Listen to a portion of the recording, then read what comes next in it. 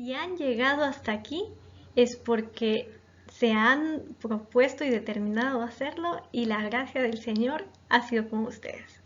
Esto es una oración condicional. Y en este capítulo vamos a mencionar que hay 4 diferentes clases de oraciones condicionales, pero no se preocupen, ya han traducido varios de estos. Ahora, es muy importante saber cómo traducirlo, porque si no uno puede inventar una herejía. Ejemplo, cuando Satanás vino a Jesús, Mateo 4 y Marcos 4 creo que es, a él le dijo, si eres el Hijo de Dios, convierte estas piedras en pan. ¿Dudaba Satanás quién era Jesús? Bueno, vamos a ver la importancia de poder interpretar estas oraciones condicionales de la manera correcta. Adelante, ya no queda mucho. Después de hoy, una lección más sin tarea. Aprendamos entonces sobre las oraciones condicionales. Primero, debemos tener en cuenta que esta estructura condicional estará formada por 2 oraciones, una principal y una subordinada. Una de estas oraciones, la subordinada, va a tener una conjunción condicional que en español será sí.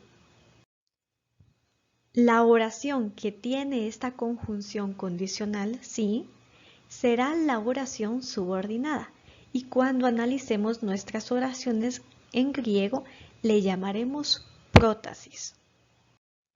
Por otro lado, la oración que afirma el hecho si se cumple la condición es la oración principal y le llamaremos apódosis.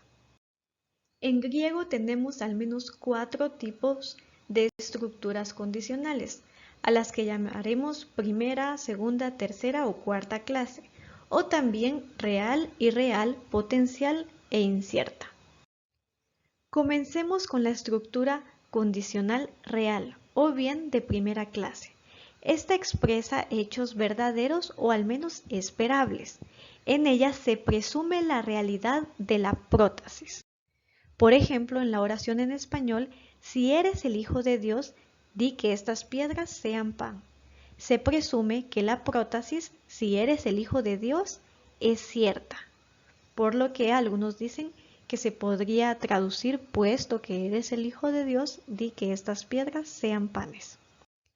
Para que se cumpla esta estructura real o de primera clase, notaremos cómo se conforma la prótasis y la apódosis. En la prótasis encontraremos la partícula griega ei. El modo estará en indicativo y puede ser cualquier tiempo. En la apódosis no encontraremos ninguna partícula y el modo y tiempo pueden ser también de cualquier tipo. Traduzcamos esta estructura condicional de primera clase. Ei huios, ei tu theu, ei pegina hoilisos, hutos, artoi genutai. Si eres el Hijo de Dios, di que estas piedras sean panes. Notemos la partícula en la prótasis ei, que traduciremos sí, y notemos cómo se traducen los tiempos y modos verbales.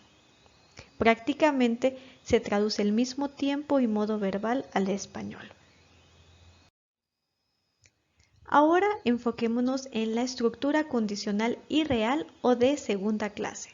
En esta se presentan hechos que no ocurrieron, o bien se presume la falsedad de la prótasis. En la oración, si hubiesen sido de nosotros, habrían permanecido con nosotros, se asume que la prótasis, si hubiesen sido de nosotros, es falsa, es decir, no eran de nosotros. Para reconocer esta estructura, notaremos que en la prótasis encontraremos nuevamente la partícula ei, el modo será el indicativo y los tiempos serán generalmente aoristo o imperfecto. En la traducción, como ustedes habrán notado, se usa el condicional compuesto.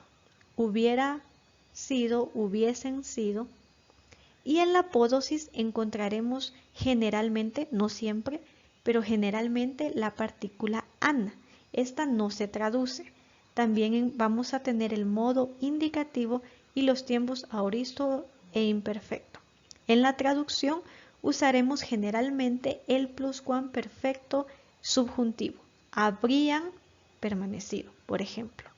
Notemos que no se traduce exactamente con el mismo tiempo y modo griego. Aquí tenemos la oración que hemos mencionado antes. Ei ex gemon esan memenekeisan an med gemon. Si hubiesen sido, literalmente es eran, pero traducimos si hubiesen sido de nosotros, habrían permanecido con nosotros. Literalmente es un pluscuamperfecto indicativo, habían permanecido. Y la prótesis, si eran de nosotros, es falsa. La realidad es que no eran de nosotros. Las estructuras condicionales de tercera clase o potenciales afirman hechos que podrían ocurrir o que son probables. No se presume nada, pero la prótesis es probable o incierta. En la oración, si decimos que no tenemos pecado, a nosotros mismos engañamos. La prótesis, si decimos que no tenemos pecado, no se dice si alguien lo está diciendo o no, pero es probable que alguien lo esté diciendo. Para identificar su forma, notaremos que en la prótesis tendremos la partícula ean, el modo subjuntivo y puede ser cualquier tiempo, mientras que en la apódosis no encontraremos ninguna partícula y también tendremos cualquier modo o tiempo. Para la traducción, tenemos aquí el ejemplo anterior, ean eipomen, hotia martian, uk ejomen, eautu planomen. Si decimos que no tenemos pecado, a nosotros mismos engañamos. Notemos que el subjuntivo se mantiene en la prótesis, si decimos. Y notemos que esta partícula es un poco diferente. Es ean y no ei. Por último, tenemos la estructura condicional de cuarta clase o incierta. Esta comunica hechos menos probables y la prótesis es posible en el futuro. Estas oraciones condicionales son muy poco comunes en el Nuevo Testamento, de hecho no tenemos ninguna estructura completa. Vamos a ver cómo sería un ejemplo. Pero si llegarais a padecer por causa de la justicia, seríais bienaventurados. La prótesis, pero si llegarais a padecer por causa de la justicia, es posible en el futuro. Para identificar esta estructura de cuarta clase, notaríamos la partícula ei en la prótesis y el modo optativo, ya sea en tiempo presente o aoristo. En la apódosis encontraríamos la partícula an y nuevamente estaría en modo optativo.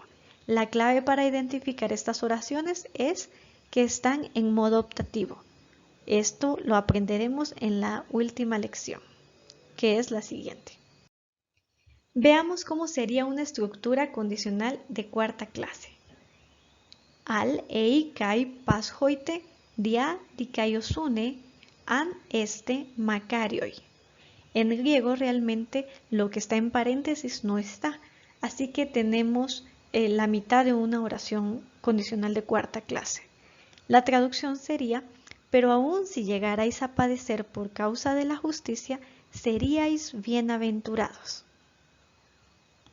Observe detenidamente el resumen presentado en el cuadro en pantalla.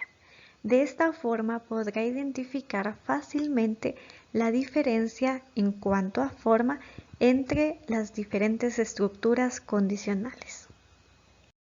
Para esta penúltima semana debe leer el capítulo 29, asistir a una clase de repaso, entregar el ejercicio 29, realizar el reto 6 y traducir la porción correspondiente al proyecto de traducción de esta semana. Anímese, ya falta muy poco.